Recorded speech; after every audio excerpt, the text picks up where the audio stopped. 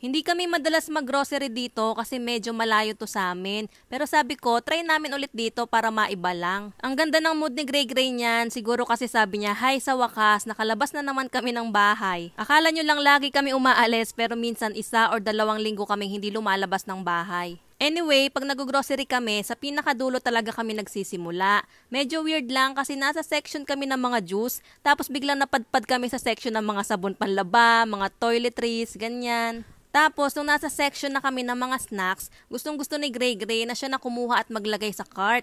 Siguro next time, mauutusan na to mag-grocery mag-isa, no? Kumuha na din ako ng sardinas kasi yan yung hinahalo ko kapag nagluluto kami ng udong sa bahay. Tapos, corned beef, minsan pang almusal, minsan naman pang halo sa ulam. Kumuha na din ako ng mantika, yung twin pack kasi save 25 daw, tsaka ayan itlog. Pero eto talaga yung pinaka-pinunta namin sa grocery, yung gatas ni Gray Gray kasi talagang ubos na. Ang lakas na niya uminom ng gatas. As in sa isang araw, 2 or 3 ganyan na iinom niya. Hindi ko nga alam kung sobra-sobra na ba yun eh. Siguro kasi hindi na siya nagdedede sa akin kaya malakas na siyang uminom ng full cream milk. Kaya ayan, ang dami na namin binili for 1 week lang yan ha. Siguro naman sakto na yan. Ewan ko na lang talaga kung magkulang pa. Inayos ko pala yung pagkakalagay niya na baka sabihin nyo basta ko na lang sinalpak lahat sa cart. May nadaanan din pala kaming isang aisle na nakita ni Daddy Gerald itong ano ba tawag dyan, mga peanuts, trail mix, ganyan. Naka-order kami nito online dati kaya nagulat kami na meron din palang ganito sa grocery. Kaya ayan, kumuha siya ng isa, itatry niya daw yung isang variant na yan. At tingnan nyo naman kung gaano kahilig si Gray Gray uminom ng gatas, pati dito sa grocery, hindi niya pinalampas. Hindi pa namin nababayaran, bawas na yung gatas niya. Kumuha na din pala ako ng diaper kasi hindi pa dumadating yung in-order ko online. Tapos tinapay kasi minsan yan yung merienda ni Gray Gray. At pikit mata sa spam na request ni Daddy Gerald. Pagbigyan na natin minsan lang naman. Bukod nga pala dun sa full cream milk, pinapainom ko rin si Gray Gray nitong Pediasure. Yan kasi yung recommended ng Pedia namin na pwede makatulong pampatangkad. Tapos, bumili na rin kami dito ng vitamin na gamis ni Gray Gray na Scots. Napadaan kami sa parang Asian section, tapos si Daddy Gerald ayan gustong kumuha ng seaweed. Tapos sa mga prutas naman, kumuha lang kami ng grapes tsaka apple. Parang walang mangga nung time na yan. Kumuha lang din ako ng 2 pack ng Yakult, tapos si Daddy Gerald na yung bahala sa mga gulay-gulay. Siya kasi talaga yung nakatoka sa ganyan. Nakita ko nga din tong Pascual na yogurt and mas gusto ni Gray Gray yan kaysa dun sa Nestle na merong bits-bits ng prutas. Tapos dito naman kami sa mga frozen section. Kumuha lang kami ng mga pang-almusal, katulad niyan bacon, tsaka hotdog. May nakita pa nga kami na may libreng container at syempre yan yung kinuha namin. And last, dito naman sa mga karne, bumili lang kami dyan ng ilang hiwa ng manok.